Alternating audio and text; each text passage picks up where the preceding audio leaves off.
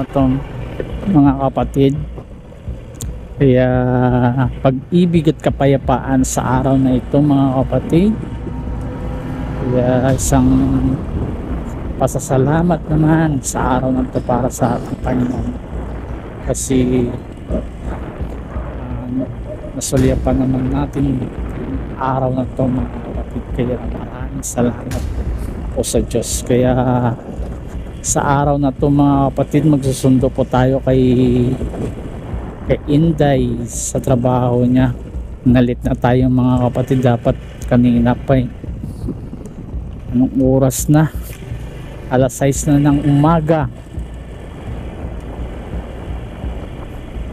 Dapat kanina pa tayo nagsundo kasi yung out niya alas 5 ng umaga alas 6 na, nalit na tayo mga kapatid, kaya bisbilisan natin. Tara, let's go.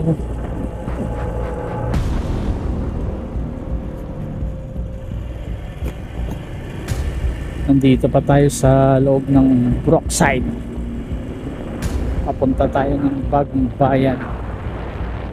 Siguro mga 30 minutes papunta dun mga kapatid, saglit lang naman. Ang kalating oras lang. Pag hindi traffic, mabilis lang. Pag hindi, pero Sabado ngayon hindi traffic to. Kaya mamaya mga kapatid, magkita-kita naman po tayo sa ating pasasalamat. Sabi nga sa kasulatan, huwag natin pabayaan ang ating pagkakatipon. Kaya mahalaga pala po mga kapatid yung pagkakatipon. Kaya napaka-importante pala na sa isang linggo ay di ka mawala ng pagkakatipon tungkol sa ating Panginoon, kasi po siyang daan patungo sa Ama mga kapatid. Walang makakapunta sa Ama kundi sa kanyang pamamagitan. Kaya napaka-importante ang mga salita ng Diyos mga kapatid, kasi ano po natin yan kumbaga sa pag-aaral natin para makapasa tayo, dapat lagi tayong present sa kanyang gawain. Hindi lang kanya sa gawain, kundi pati yung kalooban niya mga kapatid ay masunod natin ang kanyang mga utos at ipapamuhay din po natin ang kanyang mga salita, kasi sayang naman po na pakinig tayo at hindi naman natin na-apply sa sarili natin.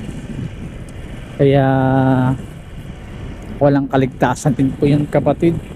Pakinig tapos hindi natin ginagawa yung kalooban niya, yung mga utos niya. Kahit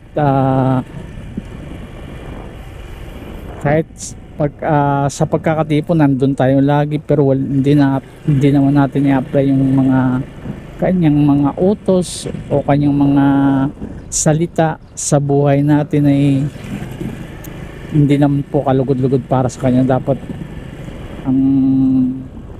ang pananampalataya dapat laging may aplikasyon sa sarili po mga kapatid, para kanyang mga salita ay maano natin, ipapamamuhay natin.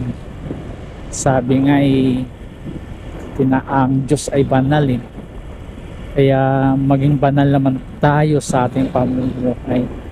Kaya mga kapatid, napakalaking bagay na tinawag tayo ng Diyos sa loob ng iglesia, kasi may gawain pala sa loob ng iglesia mga kapatid. Hindi lang pala na pakikinig, dapat pala sa loob ng iglesia ng Diyos ay may gawain din po pala para masunod natin ang kautusan ni Kristo Jesus. Pasanin natin yung kanyang mga salita o yung ating mga gawa sa loob ng iglesia para masunod natin ang kanyang kalooban. Kaya napakainam pala po mga kapatid na mahalaga ang pagkakatipon. Kaya maraming salamat sa Diyos dahil tinawag niya tayong magkakapatid. At nagpapasalamat din po ako na andyan po ako sa iglesia ng Diyos, yung tunay na iglesia ng Diyos mga kapatid. Kaya salamat sa Diyos sa bawat isa sa atin na nasulyapan natin ang kanyang mga aral na katotohanan po mga kapatid, na hindi natin nakikita sa anumang bagay o sa ibang mga ngaral o ibang relihiyon po mga kapatid. Kaya dito ko nakita yung tunay na mga ngaral po mga kapatid na kay Kuya Daniel Rason. Kaya simula pa lang nung una po mga kapatid, dahil naalib ako sa iglesia ng Diyos o sa MCGI, ay dahil sa pangangaral na kapatid ni Ili. Kaya sabi ko, baka ito na po yung tunay na reliyon. Kasi ang pangangaral niya po kapatid, grabe po. Hindi ko nakikita sa ibang pangangaral po. Marami akong mga napakinggan na mga ngaral, pero parang yung puso ko mga kapatid parang wala doon. Kasi malalaman mo naman po yung isang tao na nangaral kapag sa kanyang mga salita kung ito ba ay sa Diyos o hindi po mga kapatid. Pag nasa Diyos po ang pangaral ng isang nangangaral po, ang lahat ng pinapangaral na niya ay tungkol about sa Biblia po. Hindi lang po na matatamis na mga salita po mga kapatid, kundi biblical talaga ang kanyang mga turo. Kaya napakagandang turo at siya ang dinala ng Diyos ng mga ngaral po. Kaya salamat sa Diyos na ilang years din po ako sa pakikinig kay kapatid na Eli. Kaya diba ako ng March 15 o tama po, March 15 po, at hindi alam ng asawa ko nung pabautismo ako. Kaya kung ito'y kasalanan man na nagsisinungaling ako, pero alam ng Diyos kung ano nilalaman ng puso ko mga kapatid, na napakagandang dahilan siguro. Kasi alam ko pag ako'y nagpapalam, hindi talaga ako papakinggan, kasi alam naman natin po na maraming kalaban si kapatid na Eli about pagdating sa relihiyon po mga kapatid. Kasi ang kanyang mga turo ay grabe po, natatamaan yung iba, galit na galit yung iba. Kasi bakit po? Totoo naman eh, nangangaral po ang kapatid na Eli sa mga maling katuruan naman po. Nasa Biblia naman po, hindi naman po sa kanyang sariling salita, kundi nasa Biblia po ang kanyang pangangaral. Hindi naman po pagalitin kayo mga kapatid, kundi ituwid kayo sa mga malinyong pananampalataya. Kaya hindi naman ibig sabihin pag nagsasalita ka ng masakit is napakasamang ng tao. Tinutuwid niya lang po. Kaya salamat sa Diyos mga kapatid.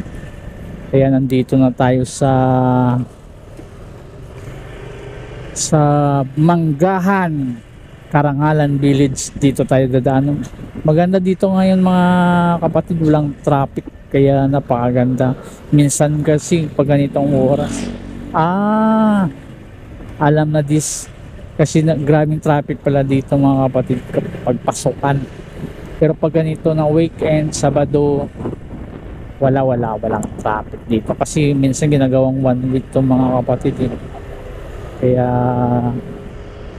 salamat sa Diyos. Mabilis tayong nakakarating. Ito na yung pinaka shortcut niya mga kapatid eh. Papuntang Bagbayan.